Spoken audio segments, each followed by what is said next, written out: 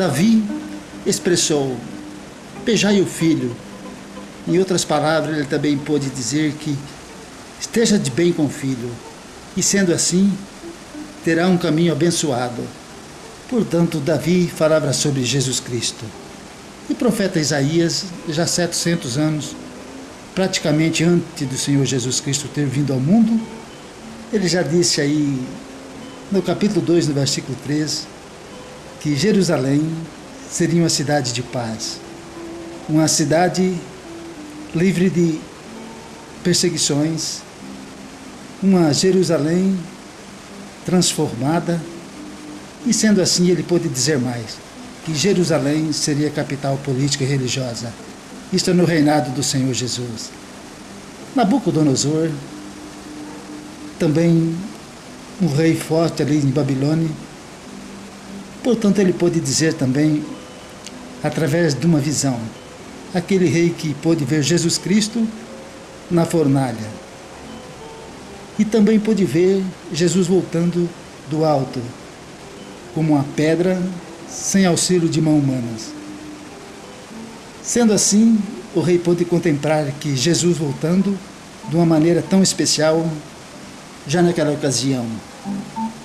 E também Zacarias registrou no seu capítulo 12 e também no capítulo 14, que seus pés, isto é, Jesus Cristo, com os pés sobre os montes das oliveiras. Prosseguindo ainda, São Mateus também, Jesus pôde dizer sobre a sua vinda, relatando que um dia ele virá sobre as nuvens. Em Atos também ficou registrado quando Jesus subiu aos céus, através de 2 anjos que o acompanhavam, as informações foram a mesma. Da mesma forma que ele subiu aos céus, haveria de voltar, ou haverá de voltar, Jesus voltará da mesma forma. E sendo assim, o mesmo povo que estavam presentes, significa as nações de Israel, a nação dos judeus, lá estarão presentes. Tessalonicense, Paulo também registrou que Jesus Cristo voltará nos ares. E sendo assim, ele pôde expressar sobre uma comunhão entre aqueles que estão vivos transformados e aqueles que já partiram, dormem no Senhor, ressuscitarão, encontrarão com o Senhor Jesus Cristo nos ares. Esta é a relação que Paulo deixou bem claros aos Tessalônicas, para que eles pudessem estar firmes e ter certeza que um dia Jesus Cristo haveria de voltar. Portanto, essas promessas são maravilhosas. E Pedro também registrou uma palavra que ouvimos sempre. Pedro disse que muitos já naqueles dias e também nos dias de hoje, quando perguntam: aonde está as promessas do Senhor Jesus, a sua vinda? Pois desde pequenos ouvimos falar. Portanto, permanece da mesma forma. Pedro deixou registrado no capítulo 3, no versículo 4, a sua segunda carta. E sendo assim também, já em Apocalipse, quando João pôde escrever, de uma forma especial, também ele pôde dizer que Jesus Cristo vindo nas nuvens e todo olho verá. Portanto, o próprio Senhor Jesus também disse como alfa, ômega. Significa que ele é o primeiro e o último a confirmar. No capítulo 1, no versículo 7 de Apocalipse, depois de sua ressurreição, ele pôde dizer palavras importantes também: guarda o que tem, para que ninguém tome sua coroa. Da mesma forma, ele pôde dizer: cedo venho. Portanto, era uma ordem para que todos estivessem preparados para o seu retorno. E ele deixou uma palavra muito importante também sobre a parábola das 10 virgens.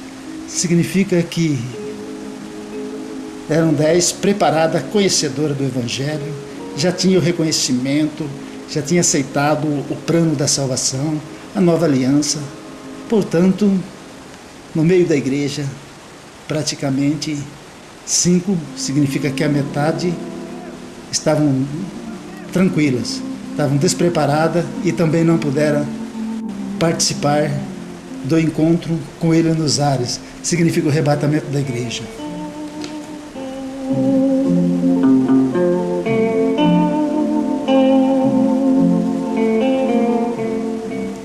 Também a palavra de Deus nos deixa claro, quando Jesus disse que sua fase era especial, isto é, na primeira fase, quando ele haveria de voltar sobre este mundo.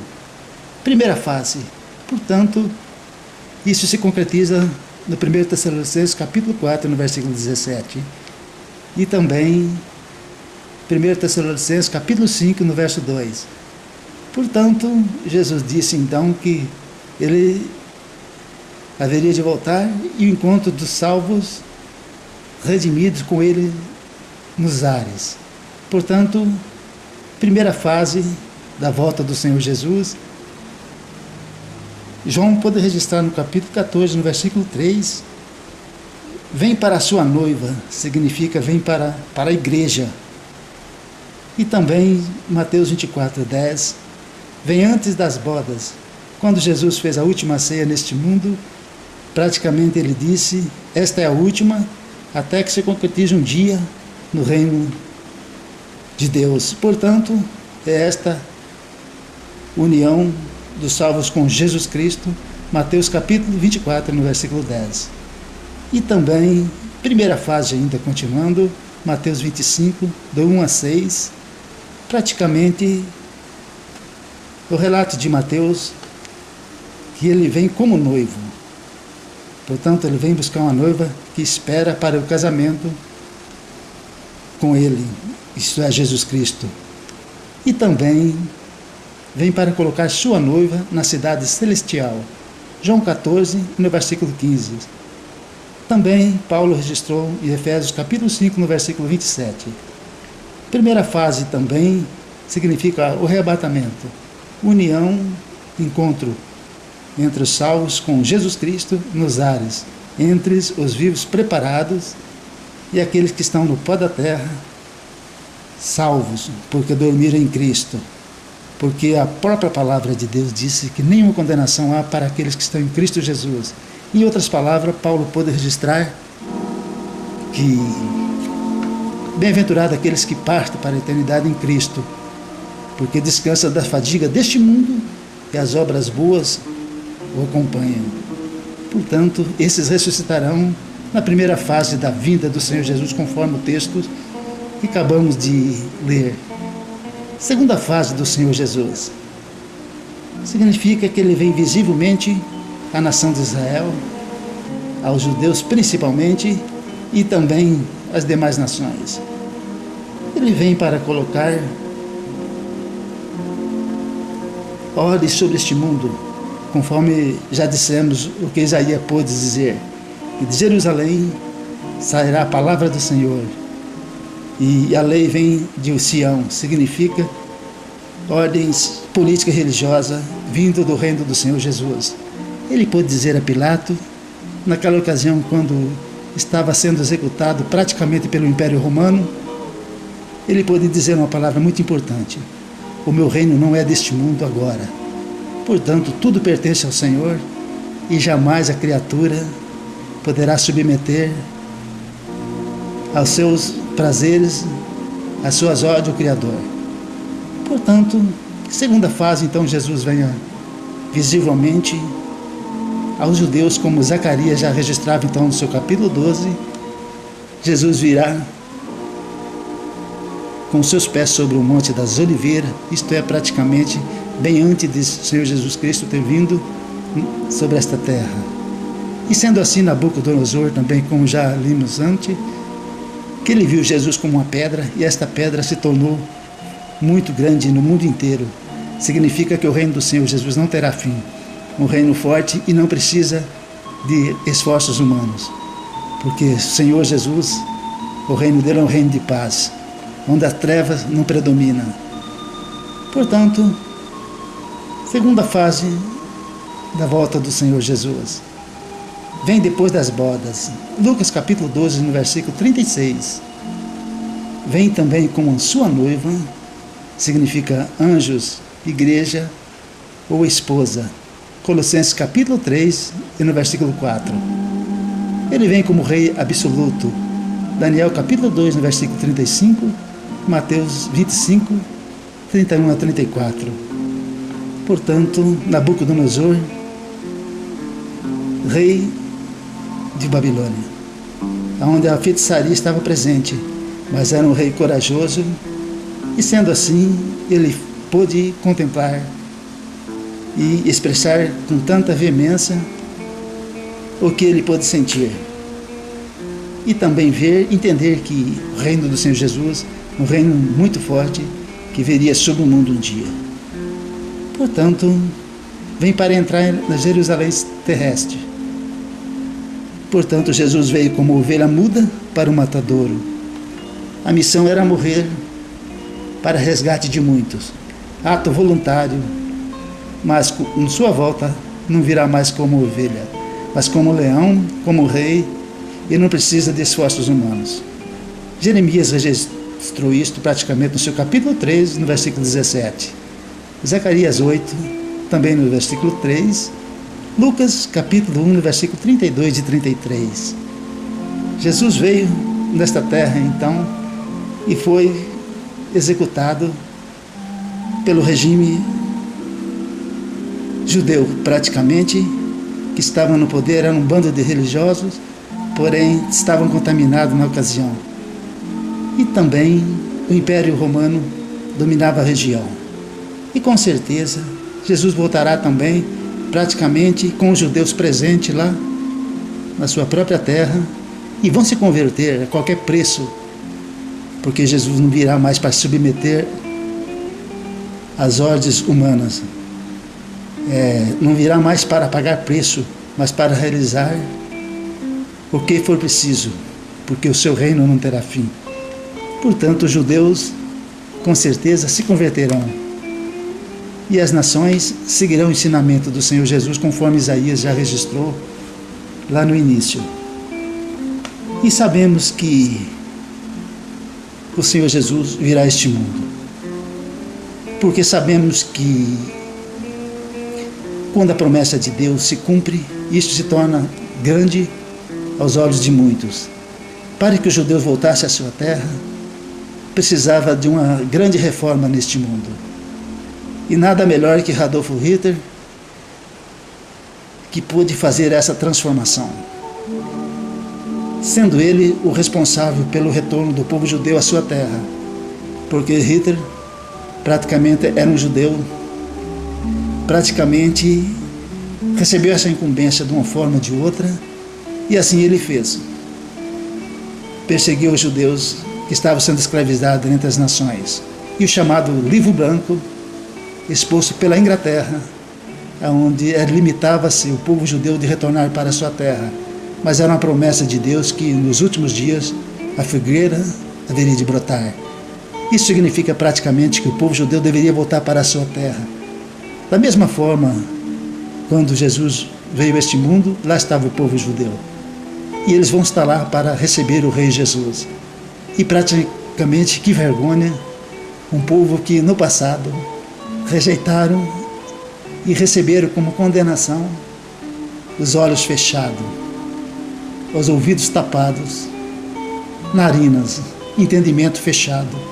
Um povo inteligente, um povo de domínio, mas a maior parte com a mente fechada em relação ao reino do Senhor Jesus, porque rebelaram.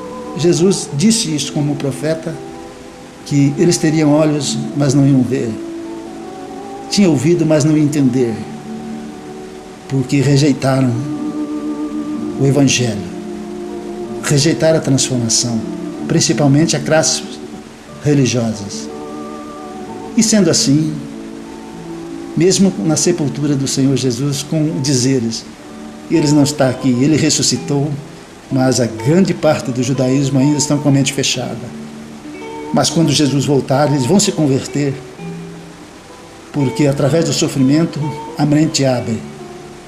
Com certeza, depois de Israel oprimido pelas nações, eles vão entender e vão necessitar de um libertador, e Jesus virá na hora certa. E, portanto, é esta a palavra de Deus. Davi, como judeu, ele deu este bom conselho: beijai o filho. Isso é no capítulo 2 de Salmos. 1000 anos ele já dizia essas palavras, porque ele tinha a visão de Deus. É um rei que recebia a orientação do próprio Deus. E disse mais: não ire o filho, que eles estejam bem com Jesus Cristo, para que não pereça no caminho, porque todos aqueles que tropeçarem ou tropeçam em Jesus Cristo, ninguém pode levantar. Por isto, ele é o único nome dado por Deus para que os joelhos se dobrem, para que o mundo entenda que só ele é o Salvador. Portanto, esta é a palavra de Deus que tem transformado a vida de muitas pessoas. Esta é a palavra de vida, a palavra de renovação.